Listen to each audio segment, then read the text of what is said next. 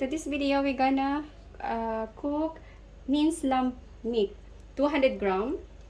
So we need ingredients: capsicum, green capsicum, red capsicum, and yellow capsicum, and a piece of potato, and 3 carrots, tomato paste, a piece of onion, and 6 cloves of garlic, half teaspoon of black pepper, teaspoon of salt, olive oil, and soy sauce. All our ingredients are cut and cube size in medium fire. Put 3 tablespoons of cooking oil, olive oil I mean.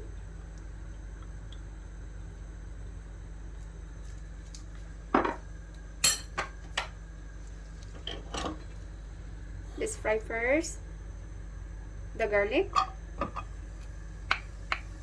to extract the aroma.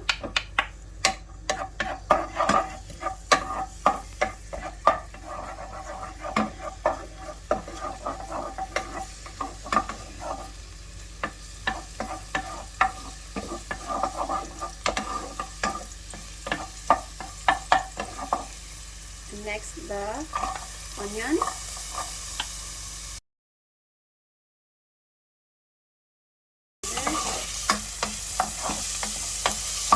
Fry until golden brown. Now it's turned to golden brown. Ready to put the minced lamb meat.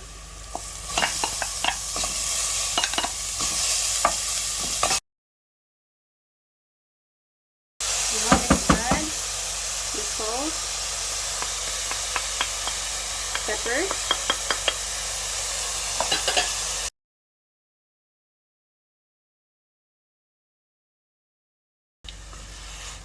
and add the carrots.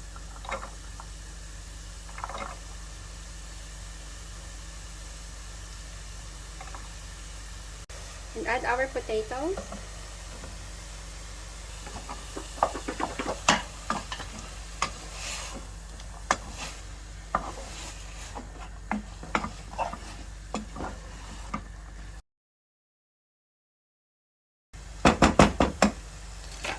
And our tomato paste. And a teaspoon of soy sauce. A cup of water.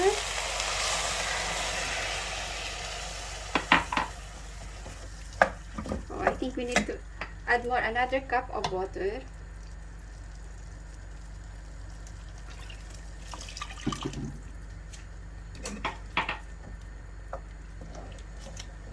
Let's boil for 5 minutes. After 5 minutes, put all the capsicum together.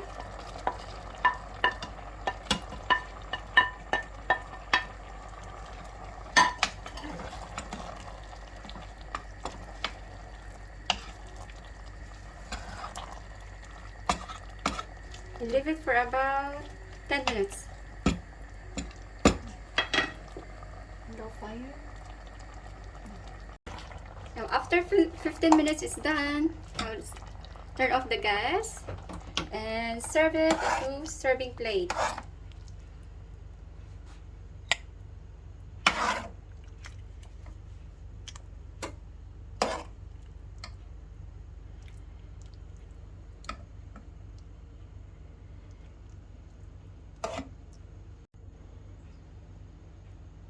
To serve, and serve it with the fried rice with egg.